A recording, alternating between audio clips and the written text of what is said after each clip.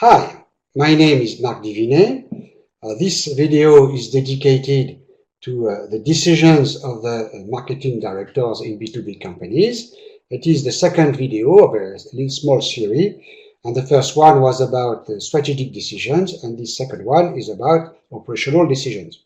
And we are going to continue on the same case. We have taken strategic decisions like the business model, like the targeting, like the positioning, and here we are going to take the operational decisions like the distribution, the communication, or the organization of the sales force.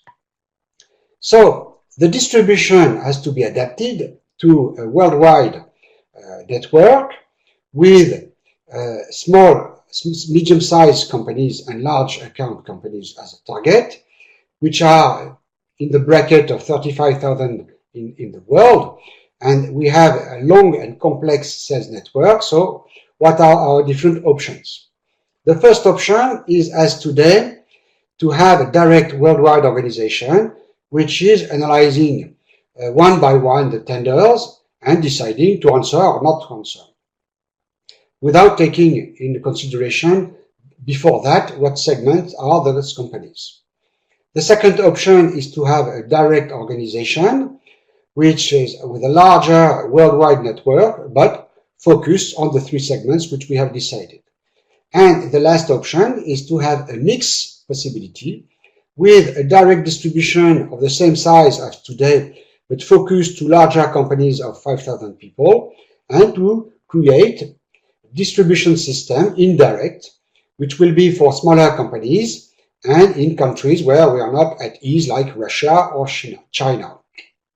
So our option is to invest a little massively, that's option 2. Instead of appointing distributors or VARs, in fact, it would be to have ourselves that management of the sales, because we think it will be important to save our promise, which is the reliability and durability of our product. So if we have this direct organization, we have the direct contact with customers and we know exactly what we promise. So what are the sales possibilities in terms of organization in this worldwide system? The first possibility would be to have an organization by sector. We know that we have 3 sectors, which are machinery, motor vehicles, and other transport manufacturers. And we could keep that if we believe that the know-how of selling in machinery sector is quite different from motor vehicles. And if it is very different, it makes sense that we specialize the sales force in that.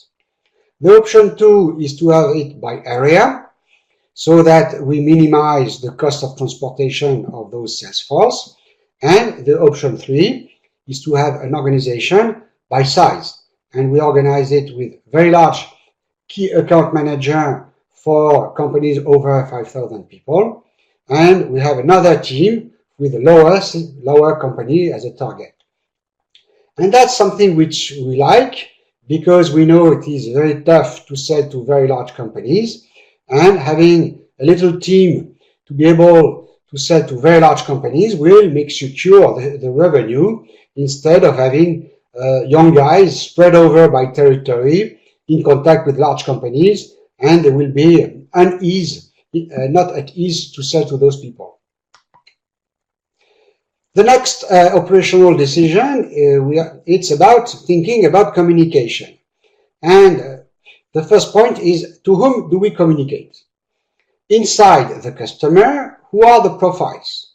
And of course, we have to think immediately about the project leader, who is in charge of producing the prototypes and the design of the product. So project leaders in R&D and also R&D directors are interesting. We have to add also probably the product manager, who is in charge of the functions of the product. The purchase manager is, you have always to talk to him, and the quality manager is important, because this guy is interested by the durability, and probably he will be the guy who will push us if we promise a good durability.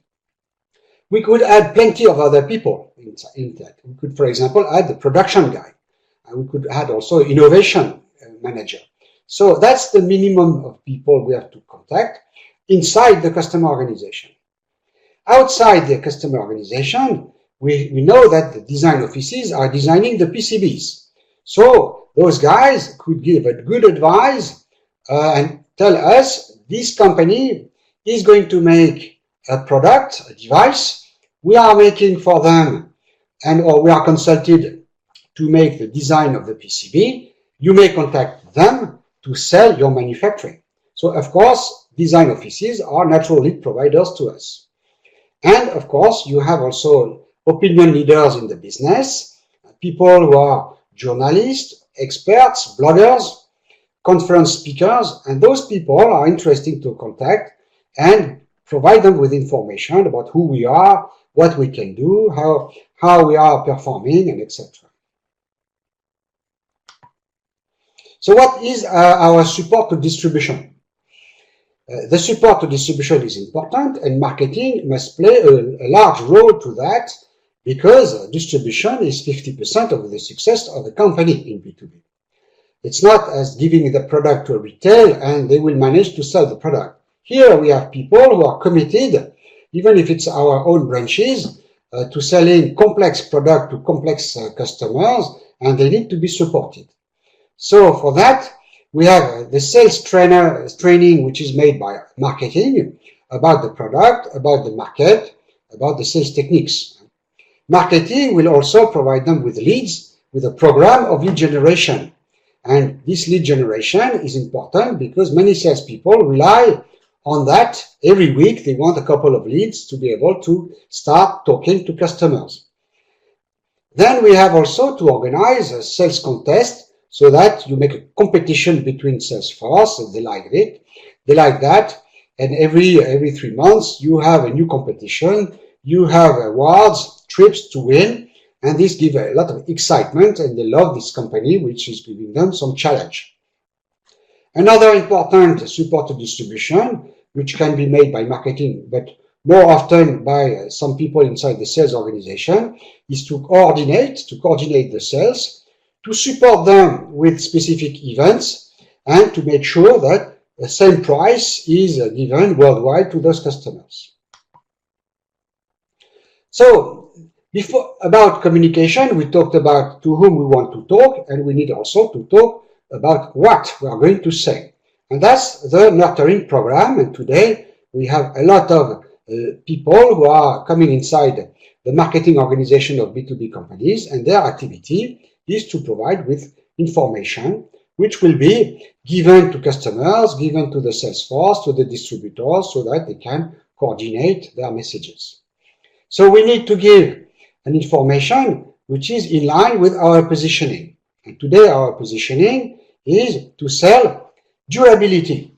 So it means that this information must provide videos about our manufacturing operations, about our programs, our responsibility, our events, our certifications. It can be white papers about the technologies and the business field. It can be best practices of customers who found nice ways to increase the durability. It can be also a complementary product solution and complementary service solutions provided by us or by partners, which also are making sure the durability will be there. Benefits of customers, case studies, testimonials, and etc. And we have also to provide the sales force with tools. So what type of tools can we provide? They are using those tools when they are face-to-face with customers.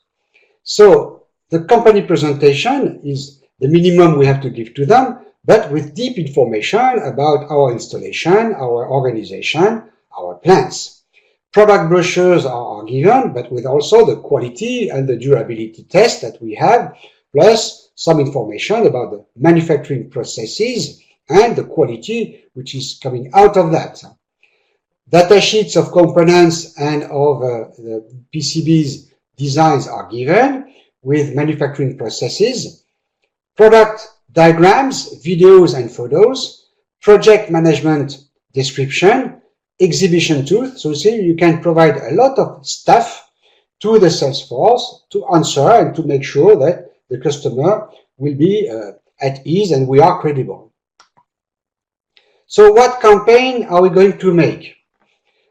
We have 5 types of campaigns, and which one is the most important we should start with, knowing that most of the time we have a program with the 5 campaigns together for a whole year. So the priority one is the retention, because for those customers who are in our target, we need to get them back. We need a win back with a specific procedure, contact them, making for them special conditions. It is so expensive to get a new deal with a new customer that we have to recover with them when they are unsatisfied.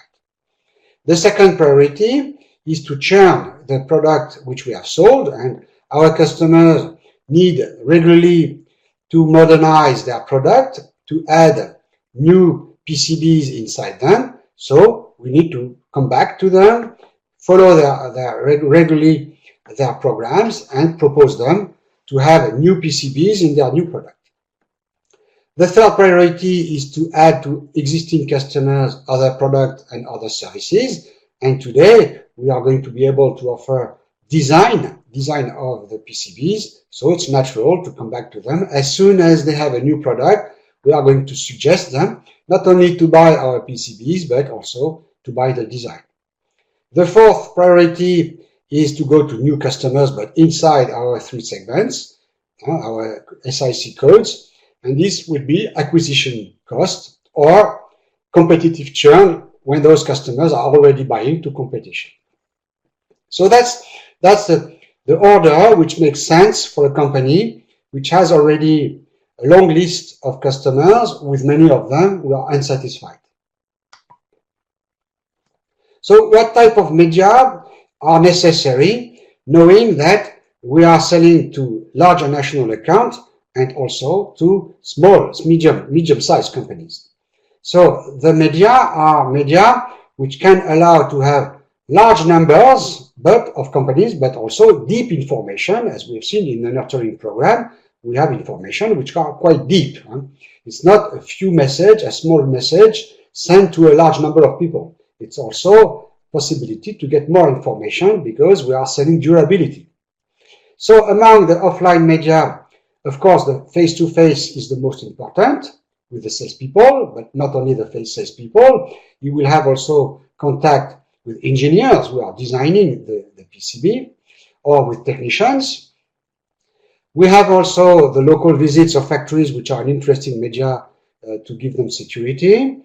Telemarketing to organize dates with the sales force, exhibitions and press. So these are quite traditional offline media, which work very well in this industry. Then we have online media inbound, like the search, where we buy keywords from Google. The website must be a rich website. Video YouTube with a lot of videos about our installations or about customers.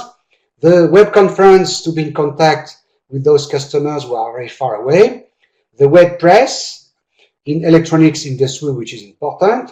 And also the media through LinkedIn, because our sales force, particularly in large accounts, are trying to find their customers through LinkedIn.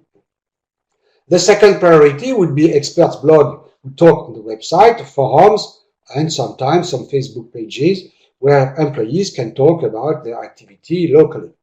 And the outbound media are the newsletter, which is very popular in B2B, the email, particularly after the sale, and as a second priority, some banners and some microblogging like Twitter. When we have chosen the media and the targets, the type of people, of course, then we have to go to the blueprint, which is the design of what we imagine should be the best steps of contacts between the customer and the supplier, us. And the 4 steps are the awareness, where he has the first contact, he discovers that you exist. Then the education, where he tries to get as much as possible information to make the good decision.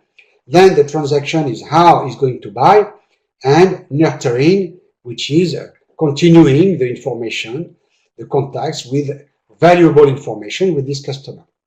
So the media for awareness can be the search, which are the keywords, the press and LinkedIn. That's an example, which will be to the project leader first and the project manager second. And there is no contact because in the search, press and LinkedIn, there is not a contact with the salesperson.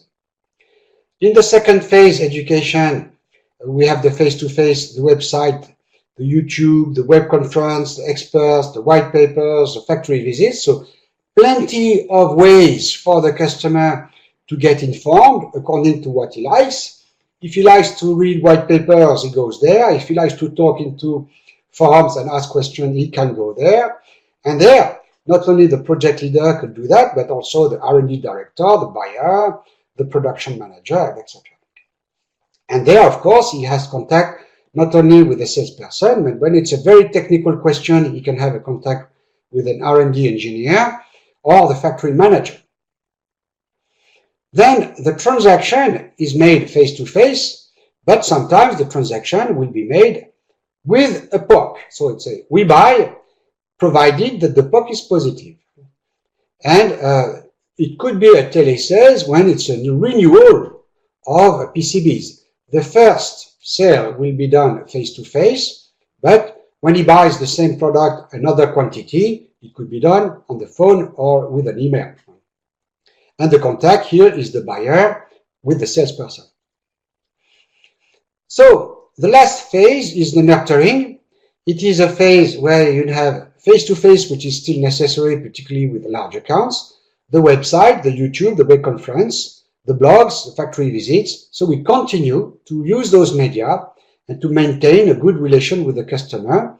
And it will not be limited to the buyer, but also the project leader, who must understand what is new in the company.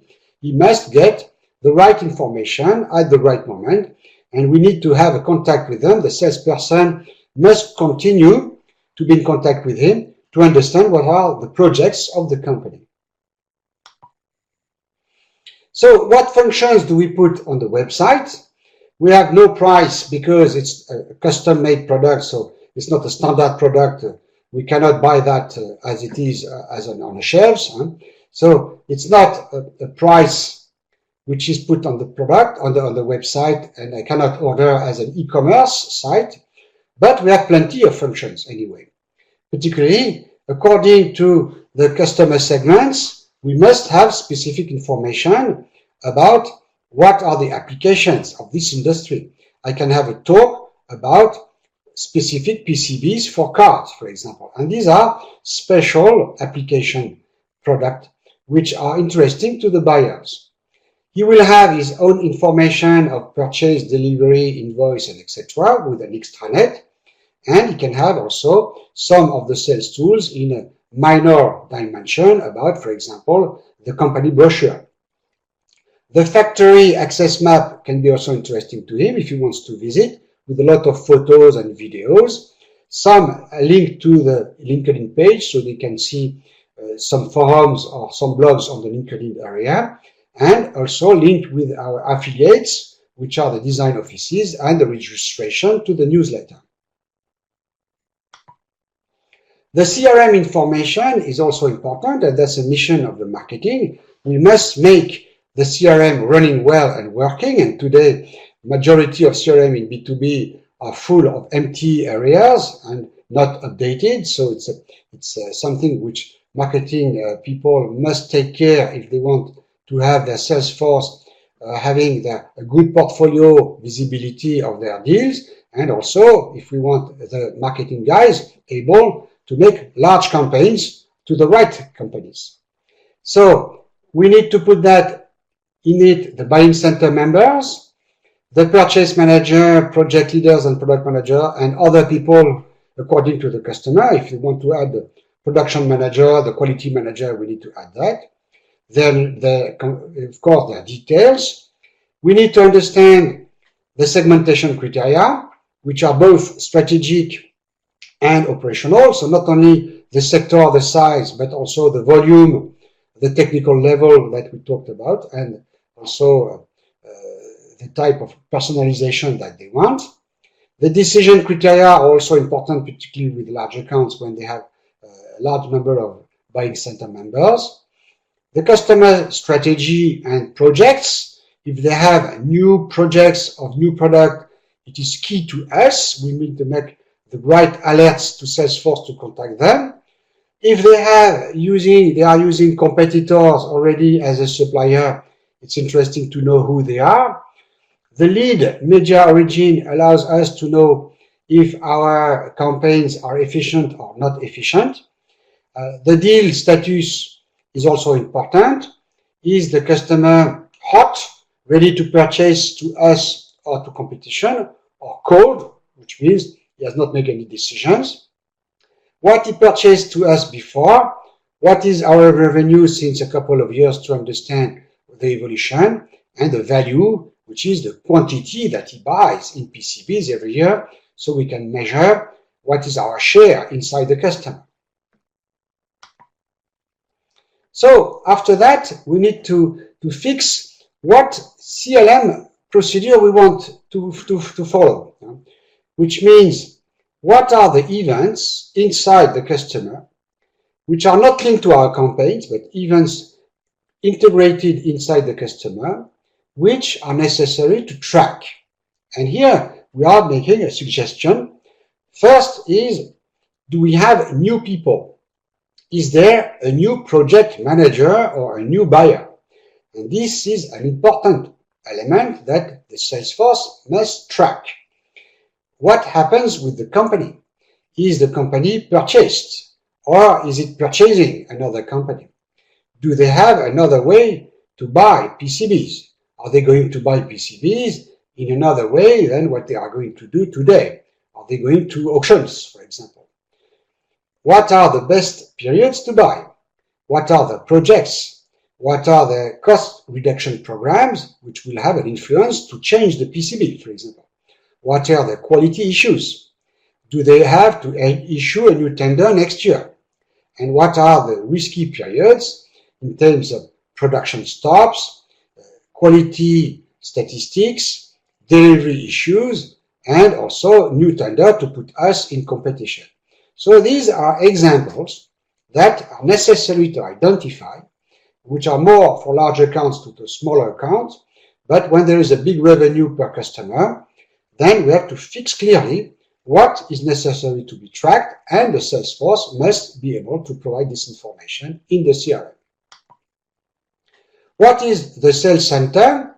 Which means who are going to help the sales guy, the CAM?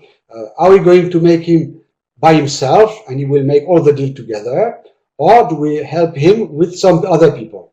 And here, as it is always a custom-made PCB, somebody must take the requirements from the customer. He must ask the specification of what they want, and he must be an engineer, because it's not a simple technician. He's an engineer because he's going to imagine a new PCB. So the salesperson will always have an engineer close to him before sales to be able to answer properly to the requirement of the customer. For large persons, we have also certainly the manager of the salesperson or the sales director who is going to see the customer. And after the deal, the engineer and the project leader are going to be the main contacts together to set up the delivery of the new PCB. For very large deals with complex contract, maybe the CEO of the company can be there, and the legal jurist, consultant, can support the CAM to get the deal when you have difficult negotiations, which are not limited to price, but also to conditions, to penalties, etc. One of the other decisions to be taken is how do we train the sales force. And today, a lot of training is made by people who are inside the sales organization, and some others are using the marketing to train the sales force. And we believe that it is interesting that marketing is completely involved in the sales organization. They go very often with best salespeople, and they are able to build all the training modules in line with our product. So this training will be made in class, but a lot of other training can be added, like e-learning for some specific information, additional information to modules. And we are going to, of course, train about customer need and market, product and services, but also how to demonstrate the manufacturing process and the durability that we promise. How are we going to sell with large accounts, social selling with large and national accounts, and also competition fighting. Finally, we are moving to one of the very last decisions, which is how are we going to organize the marketing itself, the structure of marketing. And this structure of marketing depends on the priorities of the marketing director. And here we can have several options. First option, we have a priority of generation of new products. Because some companies must have a regular launch of new products, they have people who are dedicated to the strategic marketing and other people who are dedicated to the launch and to the push of the sales, and there will be operational marketing manager. So that's a first option. Some product managers are strategic and some others are operational. The second option will be per sector. So one could be on the machinery, one could be on vehicles, and some other on transportation, other type of industry. And both are possible. Both are possible. We have a preference with option 2 because, in fact, the new products here are company, customers' products. We are not really deciding what we are going to sell. The customer is asking us to make with his own specification what we are going to sell. But there are trends of technologies, so that's why you could have a marketing manager who is pushing to new trends, new possibilities of new types of PCBs which could be made. The second decision which has to be done is how we are supporting the structure. What we are supporting those product managers. What staff is around them for their communication, for their training, for their campaigns, and etc. So if we have plenty of companies, we need a database and a CRM, and we need people to make campaigns and communication. If the budget allows us, we can add a telemarketing activity to set up dates with the sales force. And we could add also a sales trainer who is managing all the training to the sales force. If he's not doing that, somebody inside the sales organization will have to do that, or the product managers will have to do that. And a third possibility is to have a research and surveys which are permanently watching the market, watching where customers are buying, watching the technologies and providing this information, which could be also nurturing capability. And so in this option 3, the person who is making researches is also making the data of nurturing content. So we can suggest today the option 1 because we believe that it is certainly interesting to have a telemarketing activity. And if you have more budget, in addition to the database manager and the campaign manager, we could have a training guy and a guy who is producing content permanently to the distribution network and to the sales force. So what survey would be necessary to validate this marketing plan? We are not sure about what we're proposing, so it's also a secure and prudent way to tell, well, I'm going to check that, and my priority is to check the satisfaction of customers because we know that they're unsatisfied, but I want to understand if it is a question of product, of experience, of relation with engineers, with technicians, and etc. So that's something which is easy to do. The second is how are we going to make a retention program to these customers? So it could be the same survey. We discover the satisfaction and we try to talk with unsatisfied customers, how we can recover that. The segmentation with the three sectors can be done at a worldwide level, country by country. The mix of media also can be chosen by making some tests or making some benchmark with people who are close to our activity. And the web traffic and the content of the website is also important to improve the customer experience. So these are something which should be done to improve and validate our decisions. The priority two, of course, will be competitive intelligence to understand the product differentiators, the technologies of PCBs, and the price intelligence to understand what are the price of what offers are made by competition. So I hope that you have been interested by this second video about operational decision. I suggest that to watch it a couple of times, and I am pleased that you are promising me to work very soon inside the B2B activities, which is a very interesting sector. So thank you very much for watching this video, and see you another time.